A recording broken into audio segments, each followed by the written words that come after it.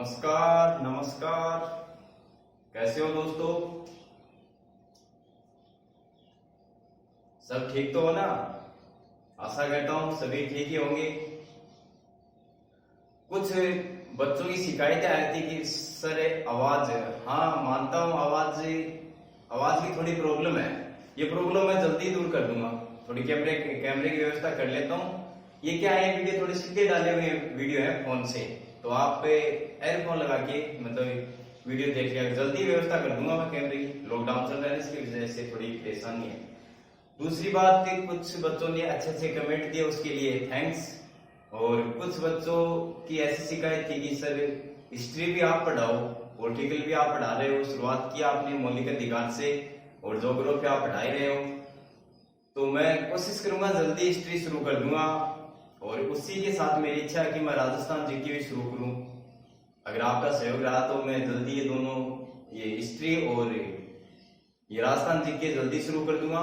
तो आपको टेंशन तो लेनी नहीं है। दोस्तों हम पढ़ रहे थे मौलिक अधिकार। क्या पढ़ रहे थे? मौलिक अधिकार पढ़ रहे थे। मौलिक अधिकार में हमने फर्स्ट पार्ट पढ़ लिया था, मौलिक अधिकार। मौलिक अधिकार वर्तमान में 6 मौलिक अधिकार है हमारे। और समानता का 1 नंबर हमने पढ़ा था, समानता का अधिकार। समानता का अधिकार अनुच्छेद की बात करूं 14 से 18 तक है इसमें। और बताया था कि मौलिक अधिकार अमेरिका से लिए गए हैं, भाग नंबर 3 में है। और अनुच्छेद की बात करें तो वैसे शुरू होते हैं 12 से 35 तक, लेकिन मैन शुरू होते हैं 14 से 35 तक शुरू होते हैं। वो फर्स्ट पार्ट में मैंने वीडियो डाला है समानता का अधिकार, अगर किसी ने नहीं देखा तो वो देख लेना। और आज पढ़ने वाले हैं हम दोस्तों, आज का टॉपिक रहेगा हमारा मौलिक अधिकार है, लेकिन इसके अंदर सेकंड पार्ट रहेगा स्वतंत्रता का अधिकार। क्या पढ़ेंगे आज हमें? स्वतंत्रता का अधिकार। स्वतंत्रता का अधिकार, स्वतंत्रता का अधिकार। अगर अनुच्छेद की बात करूं तो 19 से 22, 19 से 22 है स्वतंत्रता का अधिकार। देखो इसके अंदर हमें संविधान ने, स्वतंत्रता मतलब होता आजादी, हमें क्या छूट दी है संविधान ने, वो चीज हमें देखनी है। मतलब स्वतंत्रता अधिकार अनुच्छेद की बात करूं तो, अनुच्छेद की बात करूं तो 19 से 22 तक इसका उल्लेख है। देखो 14 से 18 पढ़ लिए थे मैंने, उसमें क्या उल्लेख था? समानता का उल्लेख था। और आज पढ़ेंगे हम स्वतंत्रता का अधिकार, और शुरुआत करेंगे 19 से, अनुच्छेद 19 से शुरुआत करेंगे। देखो अनुच्छेद 19, अनुच्छेद 19 में क्या लिखा गया है? अनुच्छेद 19 में हमें मूल संविधान में 7 प्रकार की स्वतंत्रताएं दी गई है। मूल संविधान में हमें कितने प्रकार की स्वतंत्रता दी गई है? 7 प्रकार की स्वतंत्रताएं दी गई है। लेकिन उसमें एक स्वतंत्रता हमारी घटा दी। सर वो कौन सी है? संपत्ति का अधिकार। संपत्ति का अधिकार ये हमारा हटा दिया गया था। संपत्ति का अधिकार वही 44वां संविधान संशोधन 1978 के तहत हटा दिया। सर क्यों हटाया? देखो अगर संपत्ति की बात करूं, ये मानो कि संपत्ति अगर एक जगह इकट्ठी होने लग जाए तो पूरी व्यवस्था बिगड़ जाएगी। इस कारण इस संपत्ति का अधिकार को 44वां संविधान संशोधन 1978 के तहत इसे हटा दिया गया था। अब देखो हमें मूल संविधान के अंदर 6 हमारी स्वतंत्रताएं, वो देखते हैं कौन कौन सी। देखो अनुच्छेद 19 ए, 19 ए, 19 बी, सी, डी, ई, एफ और जी, ऐसे इस चीज का क्या है? उल्लेख है। देखो 19 ए, अनुच्छेद 19 ए में क्या लिखा गया है? हमें 19 ए में दिया है बोलने की स्वतंत्रता। क्या दिया गया हमें? बोलने की स्वतंत्रता। स्वतंत्रता 19A में क्या बोलता है, 19 से बोलता है कि हमें क्या है, बोलने की स्वतंत्रता। इसी के अंदर दूसरी एक स्वतंत्रता और दी गई है सर, वो कौन सी है, प्रेस की स्वतंत्रता। मीडिया वगैरह होते हैं ना, प्रेस की स्वतंत्रता दी गई। 19A में क्या है, बोलने की स्वतंत्रता, और दूसरी क्या है, प्रेस की स्वतंत्रता। अब देखो 19B क्या बोलता है, अनुच्छेद 19B क्या बोलता है। अनुच्छेद 19B बोलता है, अनुच्छेद 19B बोलता है कि शांतिपूर्वक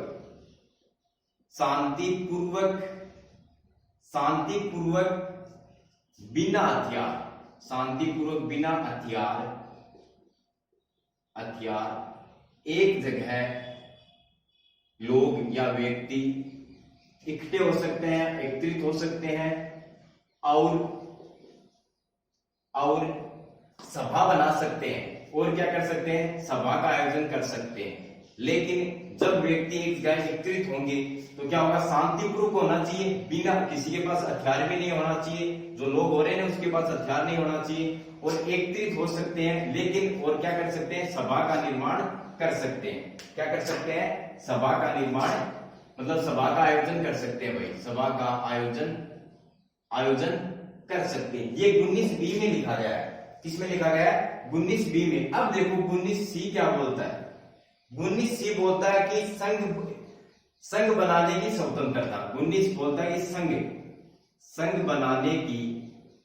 बनाने की स्वतंत्रता देता है, स्वतंत्रता। देखो संघ कैसा, जिस प्रकार से हिंदू परिषद संघ है, RSS है, इस प्रकार के संघ बना सकते हो, लेकिन देश के विरुद्ध नहीं होने चाहिए। अगर इसके अंदर जो भी हमें स्वतंत्रता मिली है अनुच्छेद 19 में, वो स्वतंत्रताएं देश के विरुद्ध नहीं होनी चाहिए। मतलब हम संघ बना सकते हैं, लेकिन देश के विरुद्ध होगा तो इस पर हमारे पर क्या हो सकती है, कार्रवाई हो सकती है। तो ये हमें क्या दी गई है, 19C क्या बोलता है, संघ बनाने की स्वतंत्रता, लेकिन क्या होना चाहिए, देश के विरुद्ध कोई भी चीज नहीं होनी चाहिए। अब देखो 19C, हाँ 19, अब देखो A हो गया, B हो गया, और C बोलता है संघ बनाने की स्वतंत्रता। अब देखो 19D क्या बोलता है, ABCD। 19D बोलता है, क्या बोलता है 19D? 19D बोलता है कि देश के किसी भी क्षेत्र में, क्या बोलता है कि देश के साथ साथ लिखते जाए तो कोई दिक्कत वाली बात नहीं है। देश के किसी भी क्षेत्र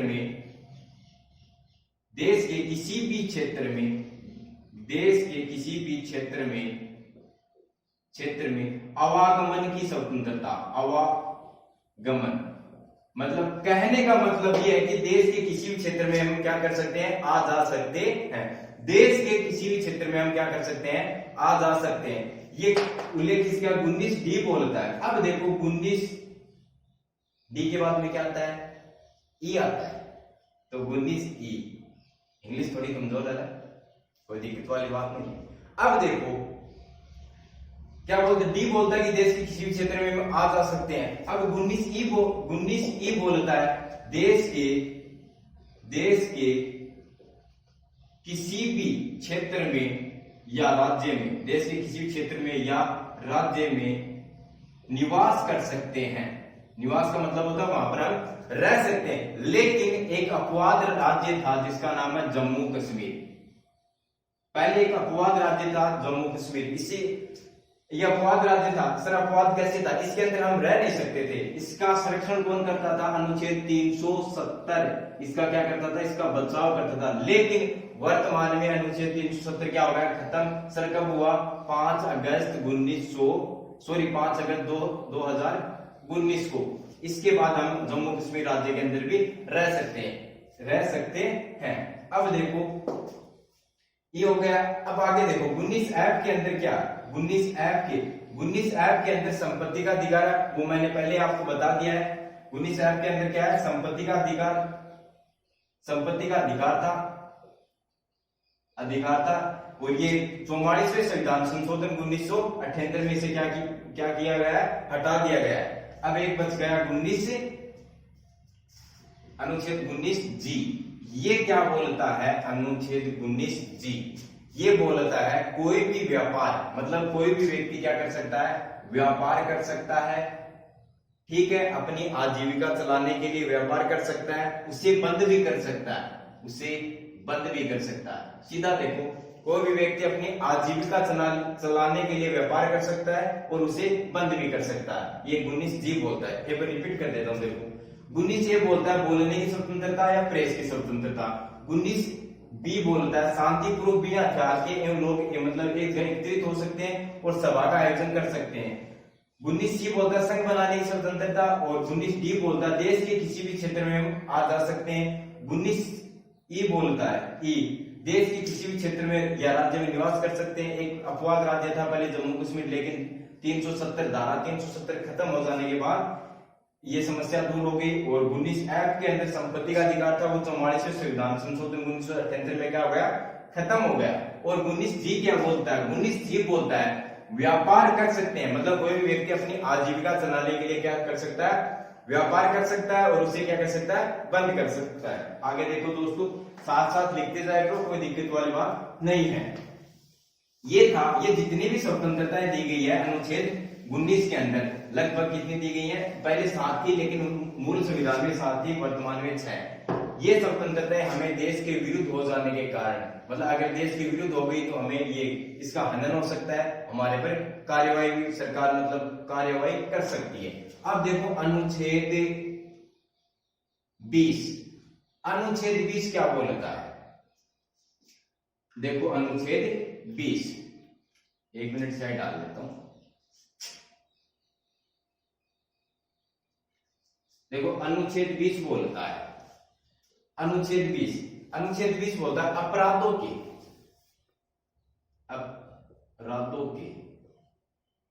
अनुच्छेद 20 क्या बोलता है, अपराधों की दोष सिद्धि, अपराधों की दोष सिद्धि,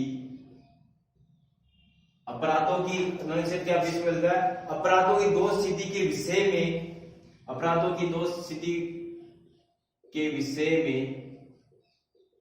में संरक्षण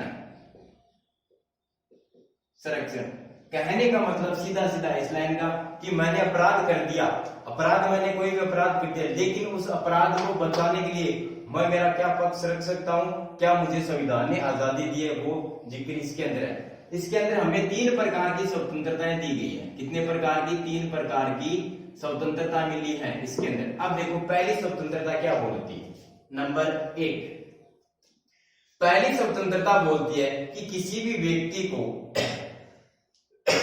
पहली स्वतंत्रता बोलते हैं किसी भी व्यक्ति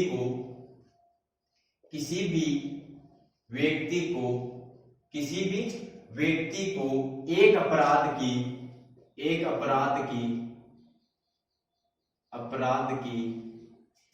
सिर्फ एक बार ही सजा मिलेगी। मतलब किसी भी व्यक्ति को एक अपराध की एक ही सजा मिलेगी। अब ये नहीं है कि अपराध मैंने एक किया उसकी 10-15 सजा मिलेगी, नहीं। संविधान में लिखा है साफ साफ, कोई भी व्यक्ति अपराध कर देता है उसे एक ही बार सजा मिलेगी और एक ही सजा मिलेगी। अब दूसरा क्या बोलता है, 3 प्रकार की स्वतंत्रताएं मिली है ना। अब दूसरा देखो, दूसरा बोलता है कि अपराध करते वक्त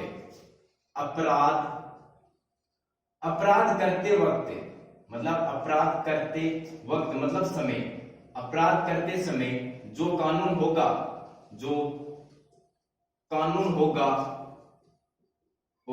उसके तहत ही सजा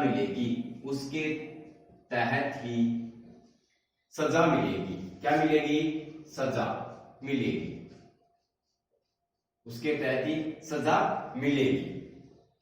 अब देखो, अब कोई व्यक्ति अपराध कर देता है, ठीक है, अपराध करते समय जो व्यक्ति जिस समय अपराध करता है उस समय जो भी कानून होगा उसके तहत उसे क्या मिलेगी, सजा मिलेगी। ये नहीं कि उसके बाद, या कि एक तो उसके बाद भी मतलब अपराध करने के बाद में नया कानून बन गया तो उसके अनुसार उसे सजा नहीं मिलेगी, जो अपराध किया था ना उसने उसके तहत उसे क्या मिलेगी, सजा मिलेगी।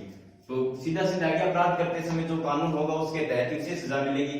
न अब बाद में जो कानून बाद में बन जाते हैं उसके तहत उसे सजा नहीं मिलेगी। बाद में बनने वाले कानून लागू नहीं होंगे, कानून लागू नहीं होंगे। कहने का मतलब है जो व्यक्ति अपराध कर देता है उसे, जो अपराध करता है उस अपराध करते समय जो कानून होगा उसके तहत उसे सजा मिलेगी, बाद में जो भी कानून बनता है उस पर लागू नहीं होगा। 3 क्या बोलता है, देखो किसी भी व्यक्ति को स्वयं के विरुद्ध गवाही देने के लिए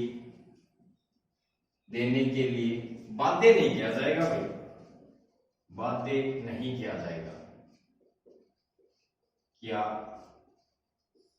जाएगा। अब देखो 3 क्या बोलता है सर, क्या बोलता है, 3 बोलता है कि किसी भी व्यक्ति को स्वयं के विरुद्ध गवाही देने के लिए बाध्य नहीं किया जाएगा। मतलब कोई भी व्यक्ति है भाई, उसे स्वयं के मतलब खुद के प्रति गवाही देने के लिए बाध्य नहीं किया जाएगा। 1 मिनट शायद डाल लेता हूं दोस्तों, मतलब बाध्य नहीं किया जाएगा। कोई भी व्यक्ति उसे, अब देखो 20 अपराधों की दोषिति के विषय में, मतलब मैंने जो भी अपराध कर दिया और उसके प्रति मुझे क्या स्वतंत्रता मिली, 3 मिली है। पहले किसी भी व्यक्ति को एक अपराध की एक ही सजा मिलेगी, और दूसरा जो व्यक्ति अपराध करते समय जो कानून लगा हुआ है उस पर लागू होगा, और बाद में बनने वाले कानून उस पर लागू नहीं होंगे। तीसरी क्या बोलती है, किसी भी व्यक्ति को स्वयं के प्रति मतलब खुद के विरुद्ध गवाही देने का कोई अधिकार नहीं है। चेंज करो भाई, आगे देखो, कोई दिक्कत नहीं है, चेंज करो सर।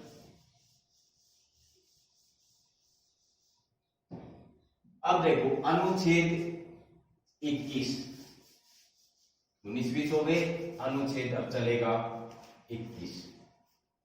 अनुच्छेद 21 मौलिक अधिकार में सबसे महत्वपूर्ण अनुच्छेद कौन सा है, अनुच्छेद 21 है। अगर मौलिक अधिकार में आपने अनुच्छेद 21 नहीं पढ़ा तो ये समझो कि आपने मौलिक अधिकार पढ़े नहीं। सर कैसे, बताता हूं।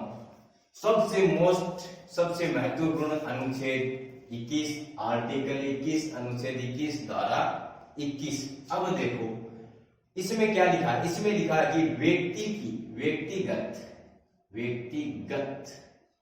इसमें लिखा व्यक्तिगत स्वतंत्रता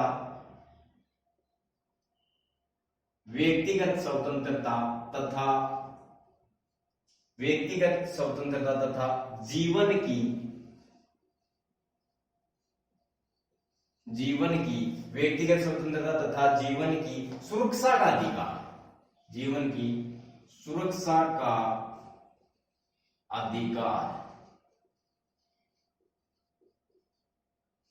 इसमें लिखा गया है अनुच्छेद 21 में व्यक्तिगत स्वतंत्रता तथा जीवन की सुरक्षा का अधिकार, मतलब हमारे जीवन की हमें सुरक्षा का अधिकार है। सर कौन से अनुच्छेद में, आर्टिकल 21 में या अनुच्छेद 21 में सबसे महत्वपूर्ण है। इसके अंदर देखो क्या लिखा गया। अब देखो इसके अंतर्गत जब एक संविधान संशोधन हुआ तो मैंने आपको 3-4 बार बता दिया। सर कौन सा, 44वां संविधान संशोधन। 44वां संविधान संशोधन कब हुआ, 1978 में। इस संविधान संशोधन के बाद अनुच्छेद 21 को और भी ज्यादा महत्व दिया गया। अनुच्छेद 21 को और भी ज्यादा क्या दिया गया, महत्व दिया गया। 44वें संविधान संशोधन 1978 में हुआ था। आगे देखो उसके बाद एक संविधान संशोधन होता है। सर कौन सा, 86वां संविधान संशोधन कब होता है, 2002 में होता है। 86 मतलब 86 से 2002 में संविधान संशोधन होता है। और इस संविधान संशोधन के तहत इसके तहत अनुच्छेद 21 में एक आर्टिकल और जोड़ा जाता है। अनुच्छेद 21 में एक आर्टिकल, कहने का मतलब है कि एक अनुच्छेद और जोड़ा जाता है। सर कौन सा, अनुच्छेद 21 क्या जोड़ा जाता है, क्या जोड़ा जाता है, अनुच्छेद 21 क्या जोड़ा जाता है। और इसके अंतर्गत क्या लिखा जाता है वो देखो, राज्य सरकार 6 से 14 वर्ष, 6 से 14 वर्ष के आयु वर्ग के बच्चों को, आयु वर्ग के बच्चों को अनिवार्य एवं निःशुल्क शिक्षा प्रदान करेगी। राज्य सरकार 14 से मतलब 21 क्या जोड़ा गया था, 86वें संविधान संशोधन 2002 के द्वारा, और इसके तहत एक नया अनुच्छेद 21 में जोड़ा गया था। सर क्या अनुच्छेद 21 क्या है, और इसमें लिखा गया है कि राज्य सरकार 6 से 14 वर्ष के जो भी बच्चे हैं, आयु वर्ग के जो भी बच्चों को अनिवार्य और निःशुल्क क्या देगी, शिक्षा प्रदान करेगी। ये जोड़ा गया था। और इसमें एक देखो, सुप्रीम कोर्ट ने 2012 में कहा था कि भाई नींद लेने का अधिकार है ना, नींद लेने के अधिकार को जीवन का महत्वपूर्ण अधिकार माना गया है। सुप्रीम कोर्ट ने 2012 में कहा नींद लेने का अधिकार जीवन का अति आवश्यक अधिकार है। ये भी इसका उल्लेख भी अनुच्छेद 21 में मिलता है क्या, देखो, व्यक्ति की स्वतंत्रता और जीवन की सुरक्षा का अधिकार है। 44वें संविधान संशोधन 1978 में और मजबूत किया गया, इसे महत्व दिया गया। और 86 2002 में संविधान संशोधन होता है, 86 मतलब 86वां, 86 2002 में, और इसके तहत अनुच्छेद 21 में और जोड़ा जाता आर्टिकल, क्या जोड़ा जाता है सर, अनुच्छेद 21 में क्या जोड़ा जाता है, और इसके तहत कहा जाता है कि जो भी राज्य सरकार है राज्य की, वो 6 से 14 वर्ष के आयु वर्ग के बच्चों को अनिवार्य एवं निःशुल्क शिक्षा क्या करेंगे, प्रदान करेंगे। और 2012 के अंदर सुप्रीम कोर्ट ने कहा था कि नींद लेने का अधिकार जीवन के लिए बहुत ही महत्वपूर्ण अधिकार माना है। ये बात सुप्रीम कोर्ट ने कही थी 2012 के अंतर्गत। अब देखो अगला अनुच्छेद 22, साथ साथ लिखते जाए करो, कोई दिक्कत वाली बात नहीं है। ये पॉलिटिकल कुछ बच्चे मानते हैं कि सर हार्ड है, अरे क्या हार्ड है, कुछ हार्ड नहीं है, मिल जाएगी किसी झंझोल कर रखते हैं। चाहे पॉलिटिकल हो, चाहे हिस्ट्री हो, ज्योग्राफी हो, सब हार्ड कुछ भी नहीं है दुनिया के अंदर, हार्ड कुछ भी नहीं है। बस आप तो थोड़ी मतलब मेहनत करो, लगन रखो किसी चीज के प्रति, कुछ भी हार्ड नहीं है। मैं गारंटी लेता हूँ, आपको समझाऊंगा। कुछ बच्चे बोलते हैं कि जीत के रटना पड़ता है, बिल्कुल नहीं रटना पड़ता। सर कैसे, मैं हूं ना, मैं आपको समझाऊंगा, जीत की हर चीज समझाई जाएगी। अगर कोई भी प्रॉब्लम हो तो कमेंट कर दिया तो हम उस समस्या को जल्दी ही दूर कर देंगे। अब देखो अनुच्छेद 22, अनुच्छेद 22 क्या बोलता है, ये बोलता है गिरफ्तारी और नजरबंदी की स्थिति में, गिरफ्तारी और नजरबंदी क्या बोलता है, गिरफ्तारी और नजरबंदी की स्थिति में संरक्षण, नजरबंदी की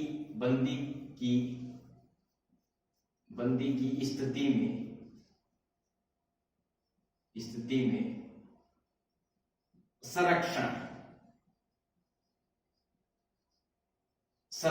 क्या बोलता है अनुच्छेद आर्टिकल 22। सर क्या बोलता है कि गिरफ्तारी मतलब जो भी हमें गिरफ्तार कर ले, अगर हमें पुलिस गिरफ्तार कर ले और नजरबंदी करके हमें नजरबंदी कर ले तो हम क्या कर सकते हैं भविष्य में, वो देखते हैं, वो अधिकार दिए हैं। हम क्या इस स्थिति में हम क्या करेंगे, वो चीज डिटेल से पढ़ाऊंगा, हर चीज को समझाऊंगा, दिक्कत नहीं। इसके अंदर भी हमें 3 प्रकार की स्वतंत्रताएं दी गई। कितनी प्रकार की स्वतंत्रता दी गई है, 3 प्रकार की। कौन से संविधान अनुच्छेद 21 के अंतर्गत, अनुच्छेद 21 में कितनी प्रकार की, 3 प्रकार की। बोलता क्या है अनुच्छेद 21 नहीं 22 रे, रियली सॉरी 22। गिरफ्तारी और नजरबंदी की स्थिति में हमारी सुरक्षा क्या रहेगी, हम क्या कर सकते हैं उस वक्त, वो चीज देखनी है। चलो देखते हैं। देखो इसमें 3 प्रकार की स्वतंत्रताएं दी गई। पहले देखो, जिस व्यक्ति को बंदी बनाया जाता है, वो व्यक्ति बंदी बनाए जाने का मतलब कारण है ना, उससे जानने का उसे क्या है, अधिकार है। देखो मैं लिख देता हूं, आप कहोगे सर आप तो बोल ही गए, लिखा नहीं, चलो लिख ही देता हूं। जो जिस व्यक्ति को साथ साथ लिखते जाएंगे, जिस व्यक्ति को बंदी बनाया जाता है, बंदी बनाया जाता है, जिस व्यक्ति को बंदी बनाया जाता है, वो व्यक्ति मतलब वो व्यक्ति बंदी बनाए जाने का कारण पूछ सकता है, मतलब कारण जानने का अधिकार है। जिस व्यक्ति को बंदी बनाया जाता है, वो व्यक्ति बंदी बनाए जाने का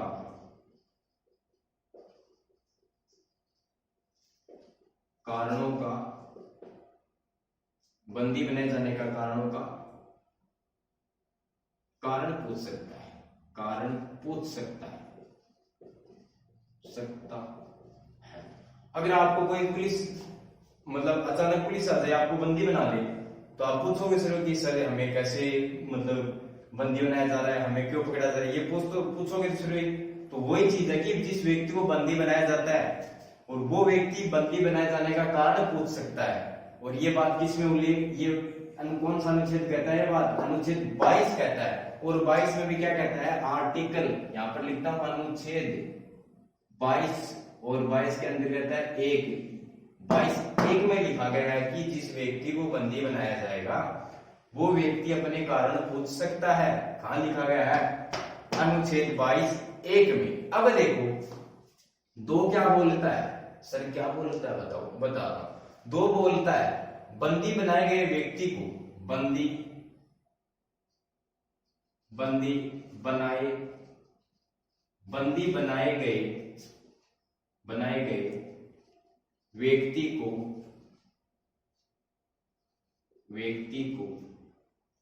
बंदी बनाए गए व्यक्ति को क्या बोलता है, बंदी बनाए गए व्यक्ति को वकील से, बंदी बनाया गया जो देखो बंदी बनाए गए व्यक्ति को वकील से सलाह ले सकता है,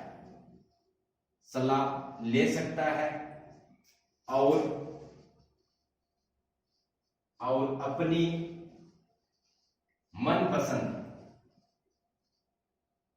मनपसंद का वकील कर सकता है,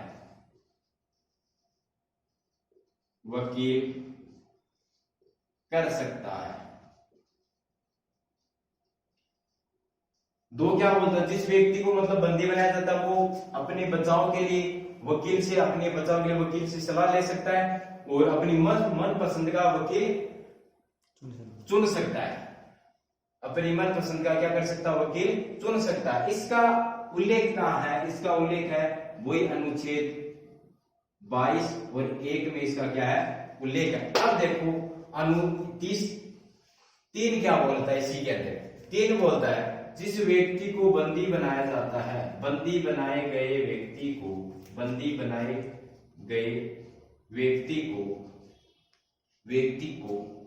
24 घंटे में